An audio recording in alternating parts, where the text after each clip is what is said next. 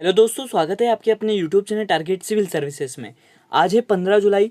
15 जुलाई से जितने भी करंट अफेयर्स के क्वेश्चन बनेंगे, सारे क्वेश्चन को इस लेक्चर में हम डिस्कस करने वाले। और सबसे पहले हम देख लेते जो कल क्वेश्चन आपसे पूछा था। तो क्वेश्चन पूछा गया कि हाल ही में देश के नए शिक्षा मंत्री कौन बने हैं।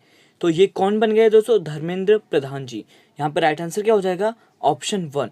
और आप देख सकते हो दोस्तों, ये है धर्मेंद्र प्रधान। तो आपको याद रखना है दोस्तों कि जो ये शिक्षा मंत्री है, ये कौन है? धर्मेंद्र प्रधान जी है।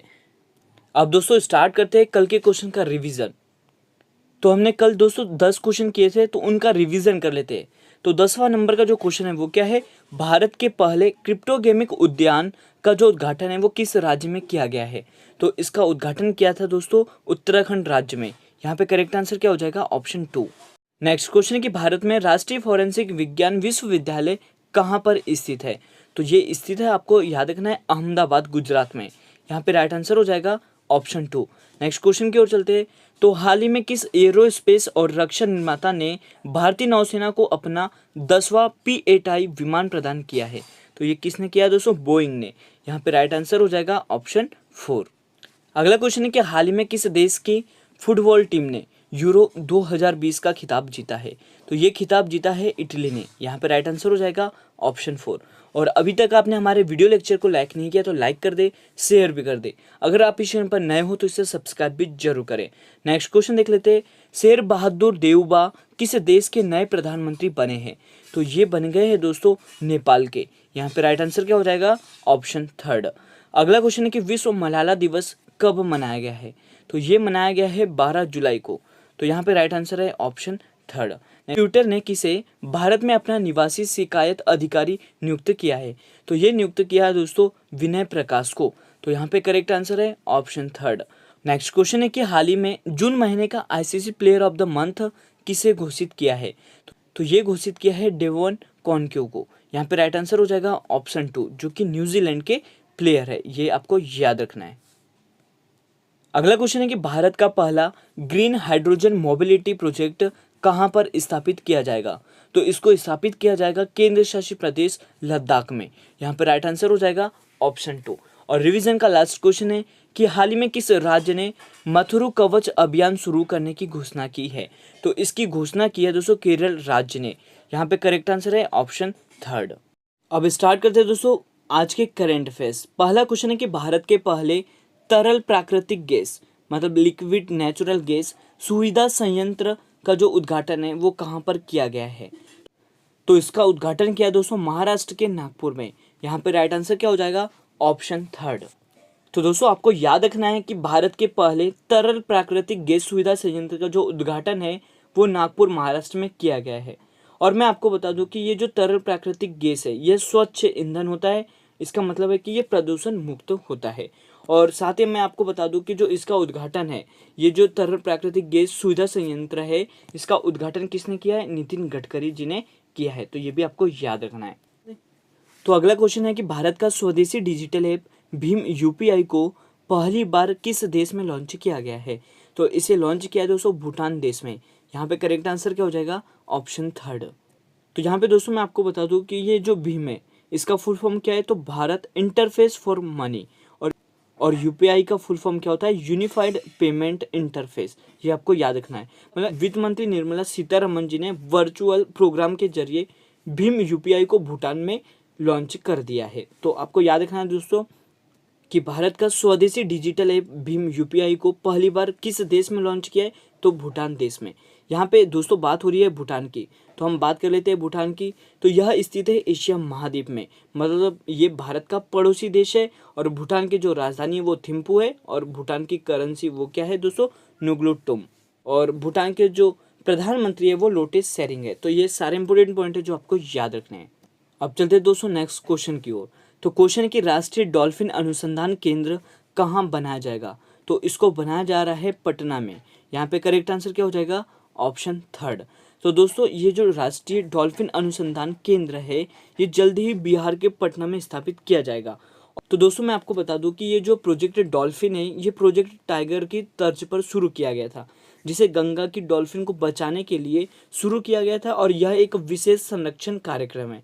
और यह परियोजना पर्यावरण, वन और जलवायु परिवर्तन मंत्रालय द्वारा कार्यान्वित की जाएगी।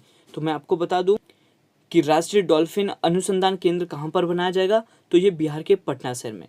तो यहाँ पे दोस्तों बात हो रही है बिहार की, जिसकी राजधानी पटना, और यहाँ पे नीतीश कुमार यहाँ के वर्तमान में मुख्यमंत्री है, और यहाँ के जो गवर्नर है वो फागू चौहान है। और साथ ही मैं आपको बता दूं कि यहाँ के जो मुख्य न्यायाधीश है वो संजय करोल है। और बिहार की लोकसभा सीट की बात करें तो ये 40, राज्यसभा सीट 16 और विधानसभा सीट 243 है। ये भी आपको याद रखना है। अब चलते हैं दोस्तों नेक्स्ट क्वेश्चन की ओर। क्वेश्चन है कि विंबलडन जूनियर 2021 का जो खिताब है वो किसने जीता है। तो इस खिताब को किसने जीता है दोस्तों, समीर बनर्जी ने। यहाँ पे करेक्ट आंसर हो जाएगा ऑप्शन 2। और आप देख सकते हो दोस्तों ये है समीर बनर्जी, जिन्होंने विंबलडन जूनियर 2021 का खिताब अपने नाम किया है। तो दोस्तों ये जो समीर बनर्जी है, इन्होंने हराया किसको है, विक्टर लियो को। ये आपको याद रखना है। और ये जो समीर बनर्जी है ये भारतीय मूल के हैं, लेकिन वर्तमान में कहाँ पर रहते हैं, अमेरिका में रहते हैं। तो दोस्तों मैं आपको बता दूं कि हाल ही में विंबलडन 2021 का आयोजन किया गया था। इसमें जो पुरुष एकल का जो खिताब है वो किसके नाम है, तो नोवाक जोकोविच ने जीता है, जो कि सर्बिया के खिलाड़ी है। और महिला में किसने जीता, तो एशले बार्टी, जो कि ऑस्ट्रेलिया की खिलाड़ी है। और साथ ही आपको याद रखना है कि विश्व में जितने भी टेनिस खेल होते हैं इसे रेगुलेट कौन करता है, तो एटीपी मतलब एसोसिएशन ऑफ टेनिस प्रोफेशनल्स। और इसकी जो स्थापना है वो सितंबर 1972 में की गई थी, और इसका मुख्यालय लंदन यूके में स्थित है। और वर्तमान में जो अध्यक्ष है वो कौन है दोस्तों, एंड्रिया गाउडेंची। तो क्वेश्चन है कि Commonwealth points of light award 2021 से किसे सम्मानित किया गया है। तो इस अवार्ड से सम्मानित किया है दोस्तों सैयद उस्मान अजहर मखसूसी को। यहाँ पे राइट आंसर क्या हो जाएगा, ऑप्शन 4। तो दोस्तों ये है सैयद उस्मान अजहर मखसूसी। तो हैदराबाद के हंगर कार्यकर्ता सैयद उस्मान अजहर मखसूसी, जो अपने भोजन अभियान मतलब हंगर हैज नो रिलीजन के हिस्से के रूप में हर दिन हजारों लोगों को खाना खिला रहे हैं। और ये दोस्तों यूके के एक शीर्ष पुरस्कार से इनको सम्मानित किया है। तो आपको याद रखना है दोस्तों, Commonwealth points of light award 2021 से किसे सम्मानित किया है, तो ये सम्मानित किया है सैयद उस्मान अजहर मखसूसी को।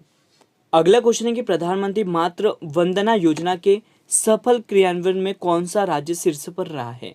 तो इसमें रहा है दोस्तों शीर्ष पर मध्य प्रदेश। यहाँ पे राइट आंसर हो जाएगा ऑप्शन 4। तो यहाँ पे दोस्तों सबसे पहले हम बात कर लेते हैं प्रधानमंत्री मातृ वंदना योजना के उद्देश्य की। तो उद्देश्य है कि गर्भवती महिलाओं और स्तनपान कराने वाली माताओं के स्वास्थ्य में सुधार और नकदी प्रोत्साहन के माध्यम से अधीन पोषण के प्रभाव को कम करना इस योजना का मुख्य उद्देश्य है। और इस योजना में मध्य प्रदेश पिछले 3 वर्ष से पूरे देश में प्रथम स्थान पर रहा है। तो दोस्तों यहाँ पे हम बात कर लेते हैं प्रधानमंत्री मातृ वंदना योजना में टॉप 3 जो राज्य है वो कौन कौन से हैं। तो पहले स्थान पर है दोस्तों एमपी मतलब मध्य प्रदेश, और दूसरे स्थान पर है हिमाचल प्रदेश, और तीसरे स्थान पर है दोस्तों आंध्र प्रदेश। ये भी आपको याद रखना है। और यहाँ पे दोस्तों हम बात कर लेते हैं मध्य प्रदेश राज्य की, जिसकी राजधानी क्या है, भोपाल। और वर्तमान में मध्य प्रदेश के मुख्यमंत्री शिवराज सिंह चौहान है, और यहाँ के गवर्नर मंगू भाई पटेल है। और मुख्य न्यायाधीश कौन है दोस्तों, मोहम्मद रफीक। साथ ही हम बात कर लेते हैं मध्य प्रदेश की स्थापना की। तो 1 नवंबर 1956 को इसकी स्थापना की गई थी। तो प्रत्येक वर्ष 1 नवंबर को मध्य प्रदेश स्थापना दिवस मनाया जाता है। और साथ ही हम बात कर लेते हैं दोस्तों मध्य प्रदेश की लोकसभा सीट की। तो ये 29, राज्यसभा सीट 11 और विधानसभा सीट 230 है। अब चलते हैं दोस्तों नेक्स्ट क्वेश्चन की ओर। क्वेश्चन है कि बैड बैंक के नए अध्यक्ष मतलब पहले अध्यक्ष कौन बने हैं। तो ये बन गए दोस्तों पद्म कुमार माधवन।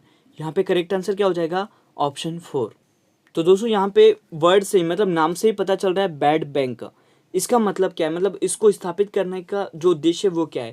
तो ये जो गैर निष्पादन संपत्ति है मतलब नॉन परफॉर्मिंग एसेट है, इसको वसूल करने के लिए एसेट रिकंस्ट्रक्शन कंपनी होती है। और इसकी समीक्षा के लिए सुदर्शन सेन समिति का निर्माण किया गया था। मतलब बैड मनी को ही वापस लाने वाली कंपनी को बैड बैंक कहते हैं। तो आप देख सकते हो दोस्तों ये है पहले अध्यक्ष। और दोस्तों भारत में जितने भी बैंक है इन्हें रेगुलेट कौन करता है, तो आरबीआई इन्हें रेगुलेट करता है। तो यहाँ पे हम बात कर लेते हैं रिजर्व बैंक ऑफ इंडिया की, जिसकी स्थापना 1 अप्रैल 1935 को की गई थी। बता दूं कि जो आरबीआई है इसका मुख्यालय कहाँ पर स्थित है, तो मुंबई महाराष्ट्र में स्थित है। और वर्तमान में आरबीआई के जो गवर्नर है वो शक्तिकांत दास है। और साथ ही दोस्तों आपको पता होना चाहिए कि आरबीआई में 4 डिप्टी गवर्नर होते हैं। वर्तमान में ये गवर्नर कौन कौन है, तो ये भी आपको मैं बता देता हूँ। ये है महेश कुमार जैन, माइकल पात्रा, एम राजेश्वर राव और टी.बी. शंकर। ये आपको याद रखना है, ये 4 डिप्टी गवर्नर है आरबीआई के। अगला क्वेश्चन है कि हाल ही में नोबेल पुरस्कार विजेता अभी अहमद किस देश के फिर से प्रधानमंत्री बने हैं? तो ये बन गए दोस्तों इथोपिया के। यहाँ पे राइट आंसर हो जाएगा ऑप्शन 3। तो दोस्तों ये जो अभी अहमद है ये पुनः प्रधानमंत्री कहाँ के बन गए हैं? तो इथोपिया के बन गए हैं। तो मैं आपको बता दूं कि इन्हें सन 2019 का शांति का नोबेल प्राइज दिया गया है।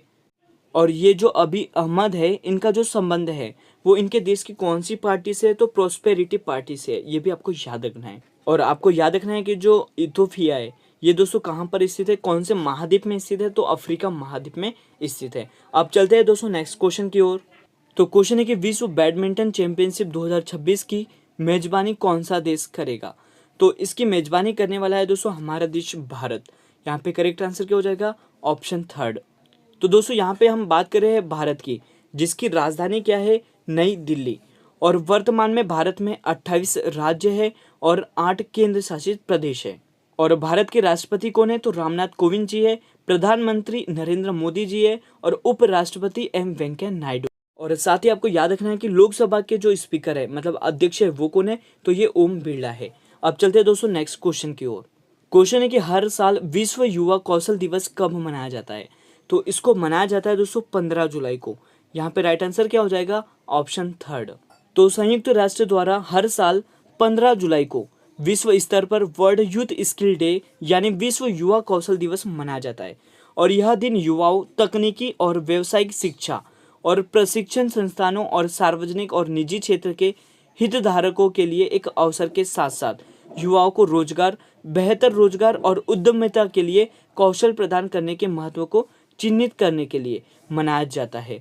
साथ ही दोस्तों यहाँ पे हम बात कर लेते हैं विश्व युवा कौशल दिवस 2021 के थीम की। मतलब हम यहाँ पे बात करें दोस्तों विश्व युवा कौशल दिवस 2021 के थीम की। तो ये है दोस्तों री imaging youth skill post pandemic history and significance. ये आपको याद रखना है। तो आपको याद रखना है कि हर साल विश्व युवा कौशल दिवस कब मनाया जाता है? तो 15 जुलाई को मनाया जाता है। और आज का जो क्वेश्चन ऑफ द डे है आपके लिए दोस्तों कि भारतीय वायुसेना में जम्मू कश्मीर की पहली महिला फाइटर पायलट कौन बनी है? इसका सही जवाब आपको देना है। और साथ ही दोस्तों भारतीय वायुसेना से जितने भी पॉइंट आपको पता है सारे पॉइंट का जवाब आपको कमेंट सेक्शन में देना है। तो आज का वीडियो लेक्चर यहीं पर एंड होता है। अगर ये वीडियो लेक्चर आपको अच्छा लगा हो तो लाइक करिए, शेयर करिए। अगर आप इस चैनल पर नए हो तो इसे सब्सक्राइब भी जरूर करिए। Thank you so much guys for watching this video.